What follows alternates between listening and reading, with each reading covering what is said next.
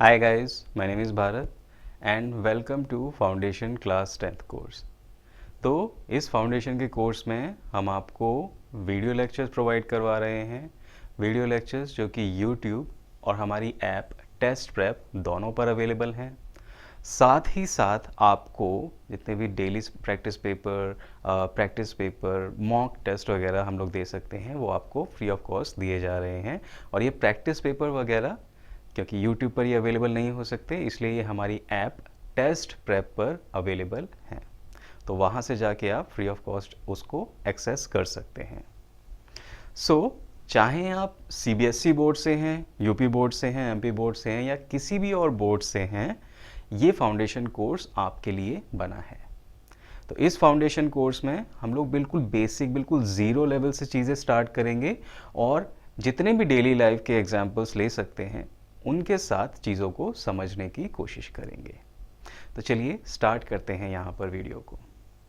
So guys, start करने वाले हैं हम लोग chemical properties of acids and basis. Lecture number 2 चल रहा है acids, basis and salt chapter का, और यहाँ पर स्टार्ट करेंगे हम लोग किससे? केमिकल प्रॉपर्टीज़ किसकी? Of acids and basis. देखते हैं भाई कि केमिकल प्रॉपर्टीज क्या होती हैं एसिड्स और बेसिस की। यहाँ पर पिछली क्लास में हम लोगों ने एक चीज़ तो भाई क्लियर कर ली कि जो एसिड होता है एक ऐसा सब्सटेंस होता है, अगर उसे वाटर यानी कि H2O के अंदर डिसॉल्व करोगे, घोलोगे, तो वो घुल जाएगा आराम से, और एसिड क्या करेगा? वहाँ पर H+ आयंस बना देगा। अब क्योंकि ये H+ आयंस बहुत छोटे होते हैं, बहुत ज़्यादा रिएक्टिव होते हैं, बहुत शरारती होते हैं, तो ये तुरंत एक H2O यानी कि वाटर मॉलिक्यूल से मिल जाएंगे, और कई बार वहाँ पर H3O+ भी लिखा होता है। H3O+ और H+ सेम ही बात है। इसको हम लोग कहते हैं भाई हाइड्रोनियम आयन। कई बार H+ लिखा होगा बुक में, कई बार H3O+ लिखा होगा, कभी भी कंफ्यूज नहीं होंगे, दोनों का मतलब सेम ही है। अच्छा, तो जो H+ या हाइड्रोनियम आयन दे वाटर में डिसॉल्व होने के बाद, पानी में घुलने के बाद, वो तो हो गया भाई एसिड। और अगर वो ऐसा नहीं कर रहा है और पानी में घुलने के बाद वो OH- आयन दे रहा है, इसका नाम क्या था? Hydroxyl ion. तो अगर वो OH- आयंस वहां पर दे रहा है तो इसका मतलब वो एक बेस है। ये हमने पिछली क्लास में भी बात कर ली है। अब एक अगर छोटा सा क्वेश्चन पूछूं आपको, NCERT में भी इस टाइप का एक क्वेश्चन है कि भाई सबको पता है HCl हाइड्रोक्लोरिक एसिड कहते हैं ये, अगर कहीं पर लिखा हो HClAQ यानी कि पानी में घुला हुआ HCl, वाटर में हाइड्रोक्लोरिक एसिड होगा, और अगर HCl के आगे G लिखा हो, इसका मतलब है हाइड्रोजन क्लोराइड गैस।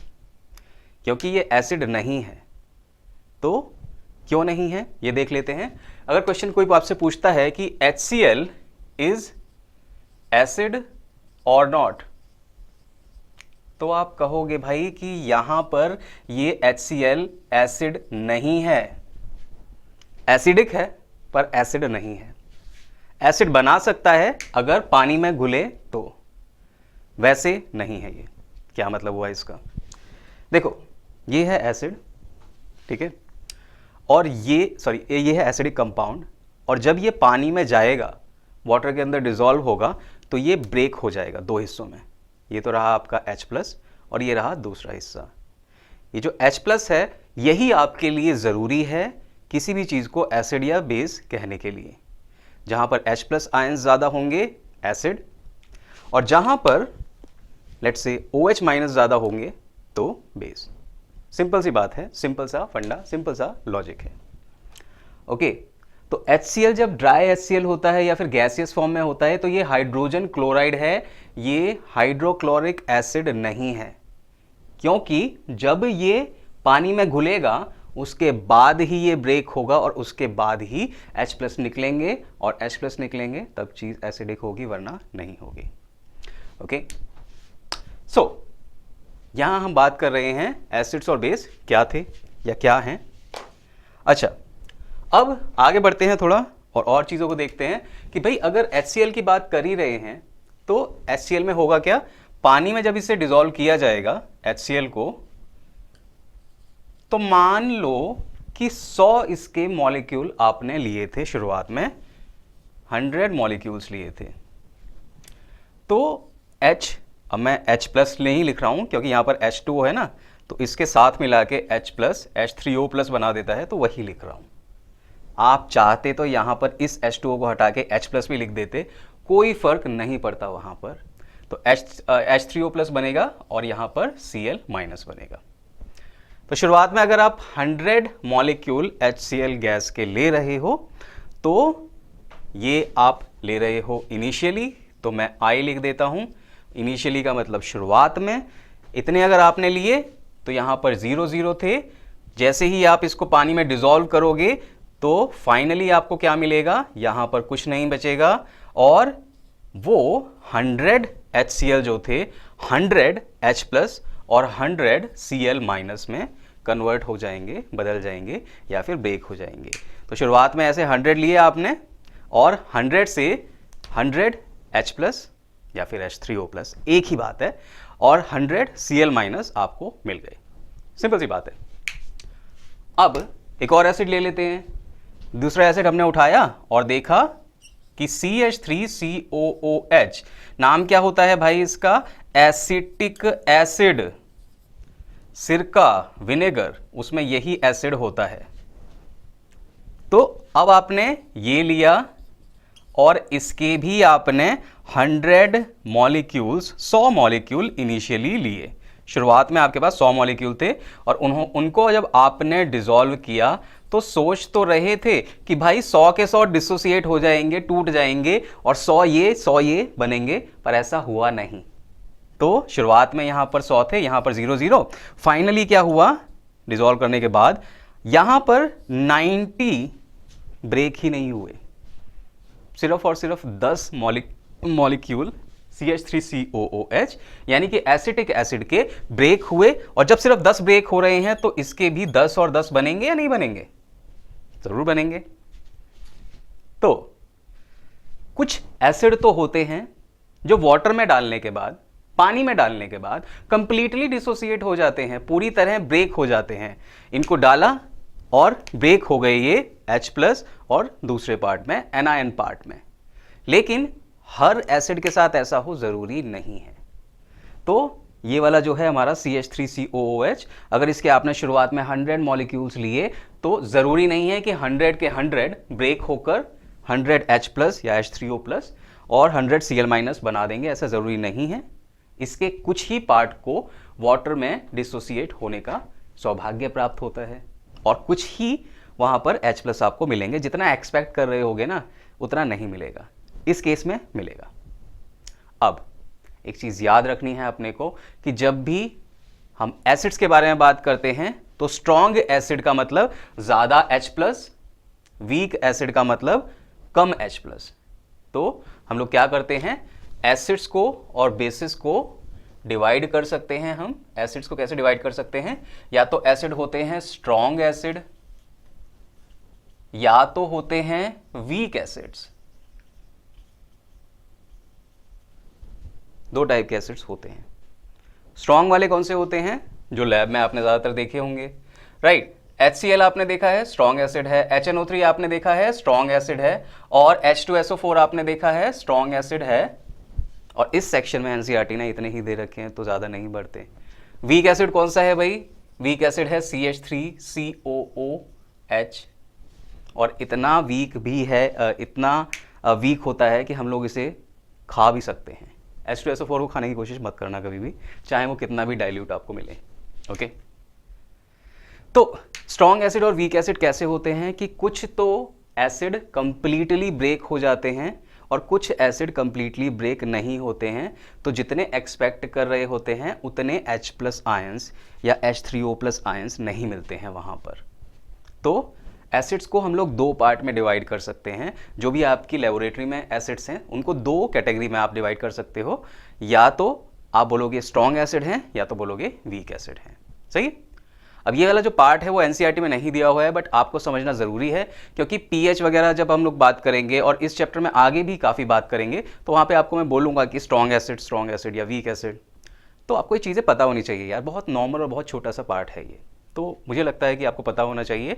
और क्योंकि फाउंडेशन की बात कर रहे हैं, एनसीईआरटी से एक लेवल ऊपर जा रहे हैं हम लोग, तो ज़रूरी है कि आपको बताएं। ऐसे ही बेसिस जो होते हैं, बेसिस को भी हम लोग दो पार्ट में डिवाइड कर सकते हैं, जैसे कि NaOH KOH हो गया, पोटेशियम हाइड्रोक्साइड, सोडियम हाइड्रोक्साइड। तो ये तो हो गए भाई strong acid, sorry strong bases.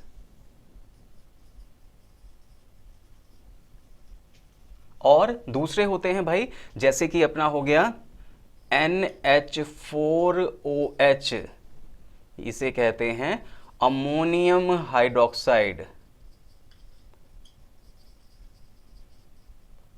याद रखना, इंपॉर्टेंट है ये, इसके बारे में दोबारा बात करेंगे।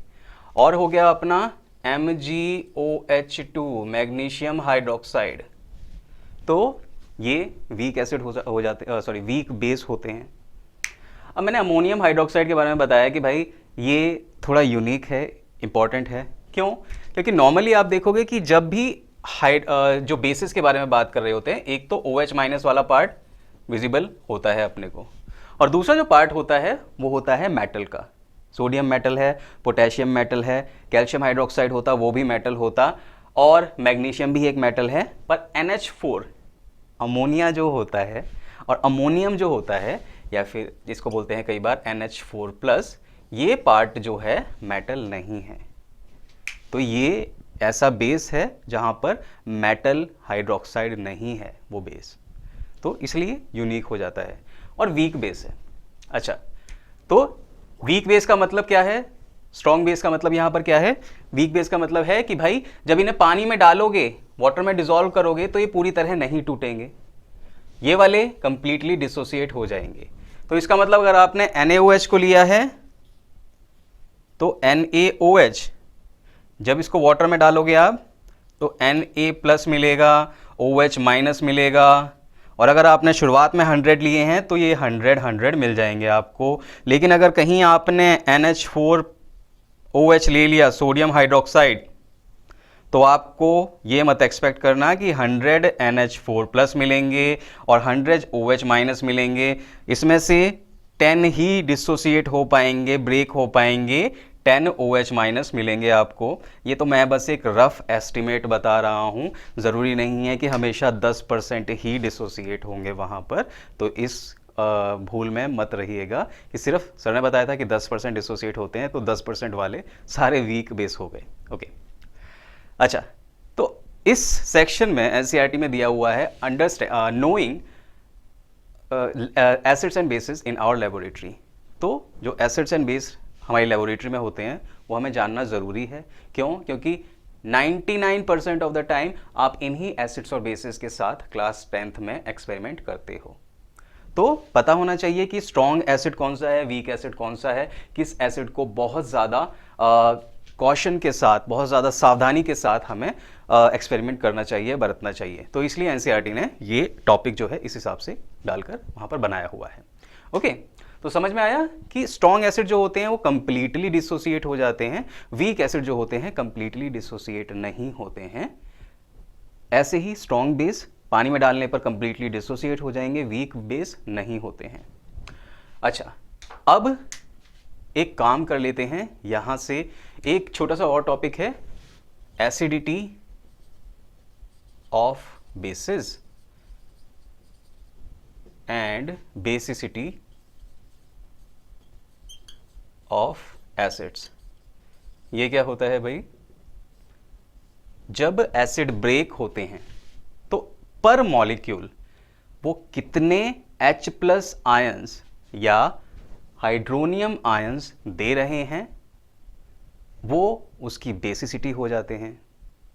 जब बेसिस डिसोसिएट होते हैं तो पर मॉलिक्यूल कितने OH- वहां पर बना रहे हैं, वो उसकी एसिडिटी हो जाते हैं। तो ये समझना आपको ज़रूरी है। जैसे कि मान लो यहाँ पर हमने एसिडिटी ऑफ बेसिस में मैंने लिया KOH और MgOH2 का एग्जाम्पल। तो KOH जब ये ब्रेक होगा तो बनाएगा OH माइनस और K प्लस। पर मॉलिक्यूल सिर्फ एक OH माइनस निकल रहा है यहां पर, तो इसकी एसिडिटी हो गई 1।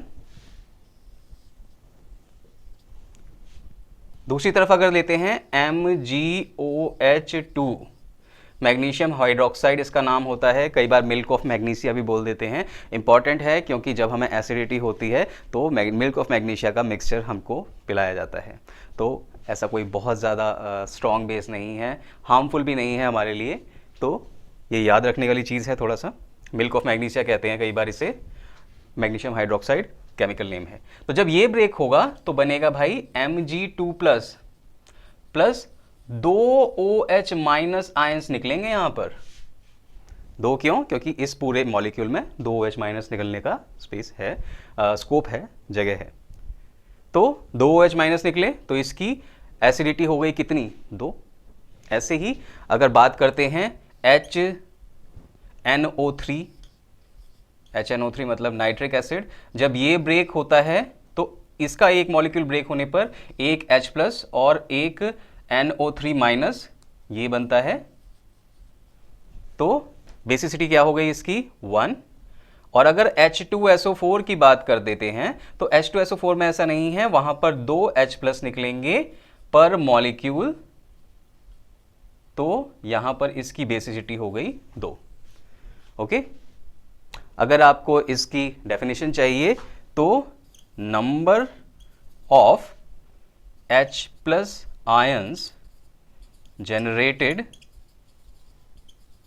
पर molecule of an acid is basicity of that acid. ठीक है, कितने H प्लस आयंस वहां पर जनरेट हो रहे हैं मॉलिक्यूल के अंदर एक एसिड के मॉलिक्यूल के ब्रेक होने पर, तो वो उसकी बेसिसिटी हो गई। और दूसरा क्या हो जाता है? Acidity of bases, number of OH minus ions generated per molecule of any base is acidity of that base. छोटी सी चीज़ है, याद होनी ज़रूरी है। जब न्यूट्रलाइजेशन में बात करेंगे, न्यूट्रलाइजेशन वाला टॉपिक जब करेंगे तो इसके बारे में बात करेंगे, और आगे जाकर एसिडिटी और बेसिसिटी 11th और 12th में आपका पीछा नहीं छोड़ने वाली। तो अभी से ही समझ के चलोगे तो बेटर रहेगा आपके लिए। अच्छा, चलिए इतना तो हो गया, अब आगे बढ़ते हैं। एनसीईआरटी में आपको आई थिंक एक्सपेरिमेंट दिया हुआ है कि भाई ऐसे वॉच ग्लास लो। वॉच ग्लास क्या होते हैं? इस टाइप के छोटी सी बहुत छिछली सी कटोरी होती है। छिछली का मतलब बहुत ज़्यादा डेप्थ नहीं होती, डीप नहीं होती है, और कांच की कटोरी टाइप का इंस्ट्रूमेंट होता है। सबने देखा होगा, ये लैब के अंदर नहीं देखा है तो नेट पे जाकर भी सर्च कर सकते हो। तो इसमें कुछ ड्रॉप्स एसिड की डालो, इसमें कुछ ड्रॉप्स कुछ बेसिस की डालो। यही बेसिस और एसिड जो अभी हमने पढ़े हैं वही उन्हीं के बारे में बात कर रहे हैं। और पिछली क्लास में जो हमने इंडिकेटर्स दिए थे ना, एक एक ड्रॉप इनके अंदर इंडिकेटर्स डाल के चेक करो कि क्या कलर किसका आ रहा है। तो बहुत ही इजी एक्टिविटी है। अब क्योंकि हमने इंडिकेटर पिछली ही क्लास में पढ़ा दिए थे तो ये वाले एक्टिविटी के बारे में बात यहाँ पर ज़्यादा नहीं करेंगे हम लोग। और ये एक्टिविटी है, ठीक है, पर एग्ज़ाम के अंदर वो जो मैंने टेबल बनाई थी पिछली बार, ठीक है, लास्ट क्लास आप जाकर देखिए, वीडियोस में होगी अवेलेबल चैनल पर। तो उसमें हमने बताया था कि एसिड में डालेंगे फिनोफ्थैलिन तब क्या कलर होगा, बेस में डालेंगे, बेसिक सॉल्यूशन में डालेंगे तब क्या कलर होगा। ठीक है, तो जैसे ही बेसिक में जाएगा, बेसिक सॉल्यूशन में, तो वो अपना कलर चेंज करके पिंक कर लेगा फिनोफ्थैलिन। ऐसे ही हमने टर्मरिक के बारे में बताया था कि एसिडिक सॉल्यूशन में तो वो हल्का सा येलोइश कलर का ही रहता है, बट बेसिक सॉल्यूशन में जाकर वो ब्रिक रेड कलर का हो जाता है। तो वो जो टेबल है वो याद रखना। इस बार भी क्लास 10th बोर्ड में ऐसा क्वेश्चन आया था, नहीं आई थिंक सैम्पल पेपर में था वो, सैम्पल पेपर में भी था और बोर्ड के उसमें भी था, ठीक है, जो सीबीएसई सैम्पल पेपर देती है उसमें भी था और बोर्ड के एग्जाम्स में भी ऐसा क्वेश्चन आया था, ओके, टर्मरिक वाला। अच्छा, तो ये है यहाँ पर। अच्छा चलिए अब आगे बढ़ते हैं और बात करते हैं कि मेटल एसिड्स और बेसिस के साथ कैसे रिएक्ट करते हैं। सो गाइस सेकंड पार्ट है ये। पिछले पार्ट में हमने बात की जो जनरल जो कॉमन एसिड्स और बेस लेबोरेटरी में मिलते हैं उनके बारे में, और अब बात कर रहे हैं भाई कि how do acids and basis react with metals. तो अगर जनरली बात करते हैं तो मैं यहाँ पर एक सिंपल सी बात लिख सकता हूँ कि भाई acids when react with metals gives salt and H2 gas. तो जब एसिड मेटल के साथ रिएक्ट करेगा तो सॉल्ट बनेगा और डाइहाइड्रोजन गैस वहाँ पर निकलेगी। सिंपल सी बात है, बहुत सिंपल। ऐसे ही जब base react with a metal तब भी एक सॉल्ट बनेगा और वहाँ पर डाइहाइड्रोजन गैस निकलेगी। तो ये तो जनरल बात है कि ऐसा होता है या हो सकता है। अब ऐसा कहाँ होता है, कहाँ नहीं होता है, क्या होता है, क्यों होता है, ये सब बात करके देख लेते हैं एक बार। तो भाई एसिड का मेटल के साथ जो रिएक्शन होता है वो होता है एक डिस्प्लेसमेंट रिएक्शन। तो होता क्या है, HCl आपने एसिड लिया, ए क्यों लिख देते हैं, मतलब HCl एसिड के बारे में बात कर रहे हैं। तो HCl एसिड का आपने रिएक्शन करवाया जिंक मेटल के साथ, ग्रैनुलेटेड जिंक ले लिया भाई आपने और रिएक्शन करवा लिया। तो ये रही भाई आपके फ्लास्क कॉनिकल, और इस फ्लास्क में आपने डाइल्यूट HCl रखा था, जिंक उसके अंदर छोटे छोटे ऐसे दाने आपने डाल दिए। यहाँ पर हाइड्रोजन गैस निकलती हुई आपको दिखेगी और होगा क्या कि जिंक HCl के साथ रिएक्शन करके ZnCl2 एक्वस, इसे कहते हैं जिंक क्लोराइड, ये सॉल्ट यहाँ पर बनाएगा और हाइड्रोजन गैस यहाँ पर रिलीज होगी, बुलबुले उसके हल्का हल्का छूटेंगे। ऐसे ही अगर आपने इसी HCl के साथ जिंक की जगह आपने डाल दिया होता है यहाँ पर लेट्स से मैग्नीशियम, तो होता क्या कि अब की बार MgCl2 बनेगा। पिछली बार ZnCl2 बन रहा था, अब की बार MgCl2 बनेगा। कैटायन वाला पार्ट, सॉल्ट में दो पार्ट होते हैं, एक पॉजिटिव चार्ज वाला कैटायन, नेगेटिव चार्ज वाला एनायन। तो पॉजिटिव चार्ज वाला मेटल बदल गया क्योंकि अब की बार हमने मैग्नीशियम लिया था और MgCl2 बन गया, और यहां पर भी भाई डाइहाइड्रोजन गैसियस फॉर्म में रिलीज होती है। सिंपल सी बात है, when acid react with a metal then it forms a salt and hydrogen gas is released. जब एसिड रिएक्ट करता है किसी मेटल के साथ तो हाइड्रोजन गैस रिलीज होती है और सॉल्ट वहां पर बनता है। सिंपल सी बात है। और यही कारण है कि अगर आपसे कोई क्वेश्चन पूछता है, एनसीईआरटी में भी ये क्वेश्चन है, why curd should not be stored in a metal vessel। तो मेटल के जो बर्तन हैं, जैसे कास्ट आयरन की आपके पास कोई कटोरी वटोरी है, तो उसके अंदर आप कभी दही नहीं जमा सकते हो। क्यों? क्योंकि भाई दही यानी कि कर्ड के अंदर होते हैं एसिड्स। तो पता है ना आपको, कर्ड जब दूध से दही बनता है तो उसके लिए लैक्टोबैसिलस, राइट, सी होता है शायद यहाँ पे, लैक्टोबैसिलस जो होते हैं ये बैक्टीरिया वहाँ पर कर्ड जमाने में हेल्प करते हैं। लैक्टोबैसिलस बैसिलाई रॉड शेप के बैक्टीरिया होते हैं और एसिड बनाते हैं ये, तभी तो दही जो होता है वो खट्टा होता है। अब दही के अंदर ऑलरेडी एसिड है और आप उस एसिड को मेटल के बर्तन में स्टोर कर रहे हो तो वो रिएक्शन करेगा और रिएक्शन करके क्या बनाएगा, सॉल्ट बनाएगा जो हमारे लिए हार्मफुल होगा। ठीक है, तो इसीलिए तो यहां पे आप आंसर लिख सकते हो, आंसर में आप लिख दो सीधा सीधा, because curd is acidic and it reacts with metal to form salt.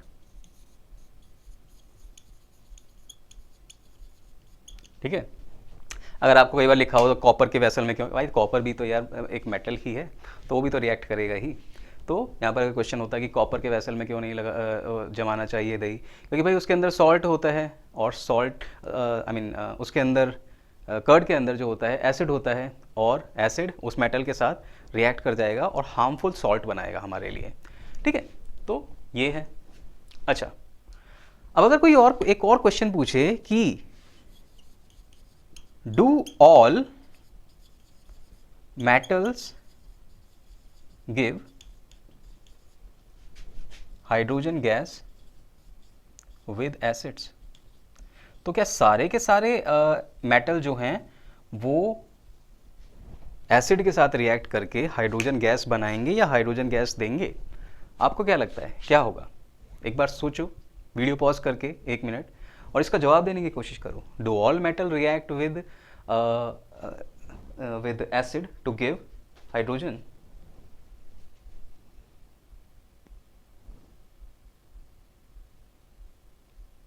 सो कुछ लोगों ने अगर पिछला वाला चैप्टर उसकी लेक्चर जो है वो देखा होगा तो सबको याद होगा कि भाई पिछले वाले लेक्चर में हम लोगों ने एक बात बताई थी, एक सीरीज़ बताई थी।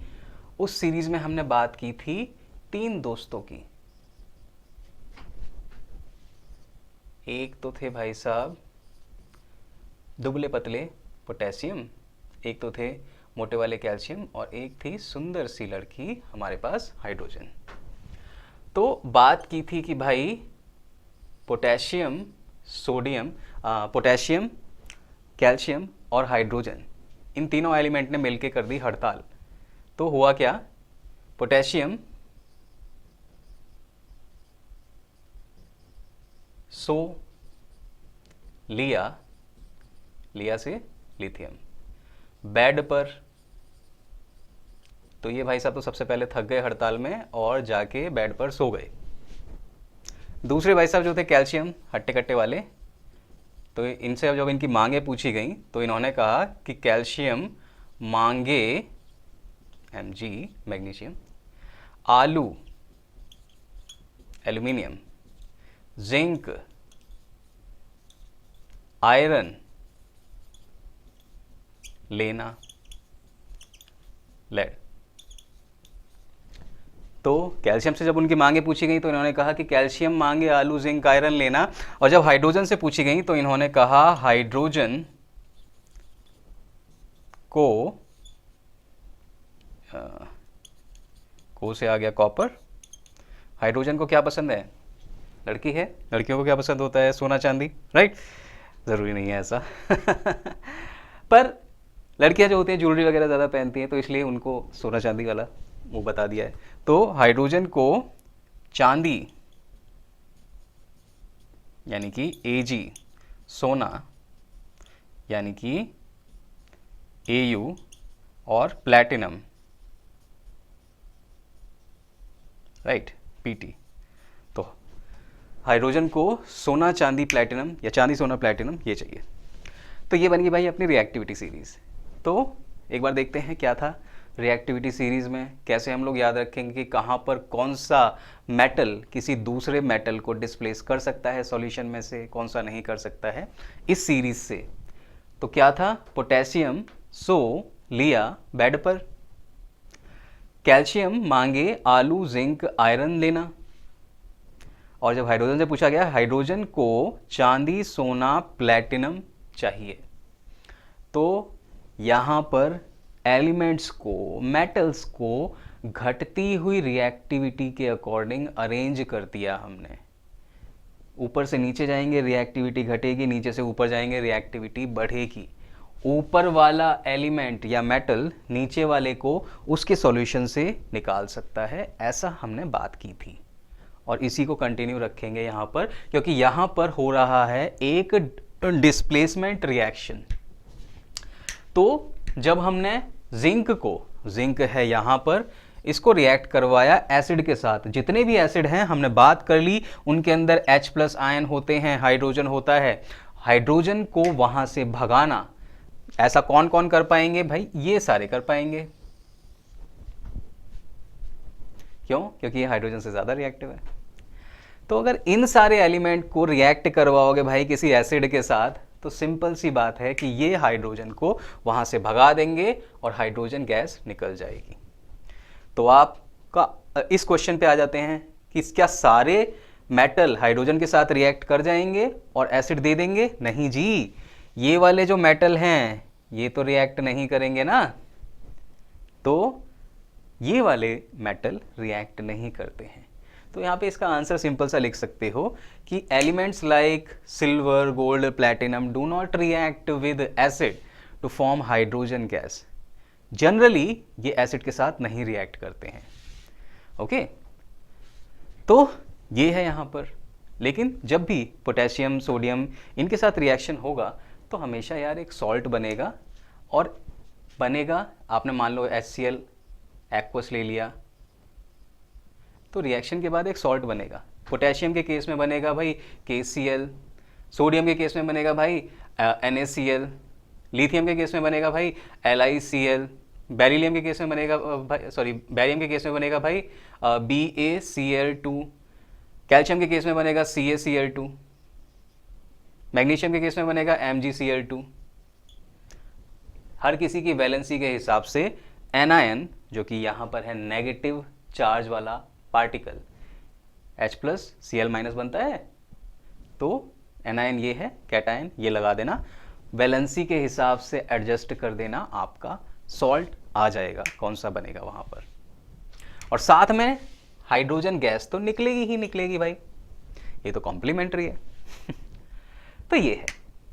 तो अब आपको ये चीज़ समझ में आ गई होगी, जब भी एसिड रिएक्ट करता है किसी मेटल के साथ तो हाइड्रोजन गैस दी जा सकती है, ज़रूरी नहीं है कि वहाँ पर निकलेगी ही, क्योंकि ये एलिमेंट्स तो रिएक्ट ही नहीं करते भाई एसिड के साथ में। ओके, अब जैसा हमने इसके बारे में बात की, वैसा ही बेस वाले के बारे में भी बात कर लेते हैं कि क्या होगा जब बेस का रिएक्शन मेटल के साथ होगा। तो बेस भी मेटल के साथ रिएक्ट करके सॉल्ट और हाइड्रोजन गैस दे सकता है। सिर्फ और सिर्फ जिंक और एल्यूमिनियम ये वाले मेटल रिएक्ट करेंगे, और वो भी रिएक्ट करेंगे सिर्फ स्ट्रॉन्ग बेस के साथ। तो यहां पर लिख लो भाई आप कि भाई स्ट्रॉन्ग बेस ये जब मेटल के साथ रिएक्शन करता है, और मेटल कौन से वाले? एल्यूमिनियम और जिंक, तब वो सॉल्ट और हाइड्रोजन गैस बना सकते हैं, निकाल सकते हैं। कैसे? जब एल्यूमिनियम रिएक्ट करेगा किससे? लेट्स से NaOH ले लेते हैं यहाँ पर कॉमन। एल्यूमिनियम और जिंक इन दोनों में से कोई भी रिएक्ट करेगा, तो पहले एल्यूमिनियम का देख लेते हैं। एल्यूमिनियम के केस में बनता है सोडियम एल्यूमिनेट Na2Al O2 ये होता है, और हाइड्रोजन गैस निकलती है यहाँ पर। जिंक के केस में Na2ZnO2 ये वाला पार्ट जो है इसको कहते हैं भाई सोडियम एल्यूमिनेट, और ये वाला जो पार्ट है इसको कहते हैं भाई सोडियम जिंकेट। कॉम्प्लेक्स टाइप के सॉल्ट होते हैं, उनमें से एक ही सॉल्ट के बारे में मैं लिख रहा हूँ, 2-3 टाइप के बन जाते हैं ये। तो सोडियम एल्यूमिनेट और सोडियम जिंकेट यहाँ पर बन सकता है अगर आपने एक स्ट्रॉन्ग बेस जैसे कि NaOH उठाकर एल्यूमिनियम और जिंक के साथ उनका रिएक्शन करवा दिया है। सो ये है यहाँ पर। तो अब आपको पता चल गया होगा कि एसिड मेटल के साथ रिएक्ट करके सॉल्ट और हाइड्रोजन बना सकते हैं। सारे के सारे नहीं रिएक्ट करेंगे, हाइड्रोजन से ऊपर वाले करेंगे, हाइड्रोजन से नीचे वाले नहीं रिएक्ट करते हैं। और एल्यूमिनियम और जिंक बेस के साथ भी, स्ट्रॉन्ग बेस के साथ भी रिएक्शन करके सॉल्ट और H2 डाइहाइड्रोजन बना सकते हैं। तो ये था इस सेक्शन में। ओके, तो आई थिंक अभी इस सेक्शन के लिए इतना ही काफ़ी है। केमिकल प्रॉपर्टीज़ के सेकंड वाले पार्ट में हम लोग बात करेंगे कि भाई मेटल कार्बोनेट और हाइड्रोजन कार्बोनेट कैसे रिएक्ट करते हैं एसिड्स और बेसिस के साथ, एसिड्स के साथ और बेसिस के साथ, और ऑक्साइड हाइड्रोक्साइड का जो रिएक्शन है मेटल के, वो भी देख लेंगे एक बार। ओके, तो आज के टॉपिक के लिए, आज के लेक्चर के लिए अभी इतना ही। मिलते हैं नेक्स्ट वाले लेक्चर में और कुछ बातें करते हैं chemical properties of acids and basis के बारे में। तो नोट्स को आप ऐप पर जाकर, टेस्ट प्रेप ऐप पर जाकर ज़रूर डाउनलोड कीजिए। नोट्स अच्छे हैं और जितने भी वहाँ पर sample paper, daily practice paper वगैरह दिए हुए हैं, उनको भी जाके आप टेस्ट प्रेप ऐप से डाउनलोड कर सकते हैं, तो वो ज़रूर कीजिए। ओके, तो आज के लिए इतना ही। Bye bye, take care, see you in the next class.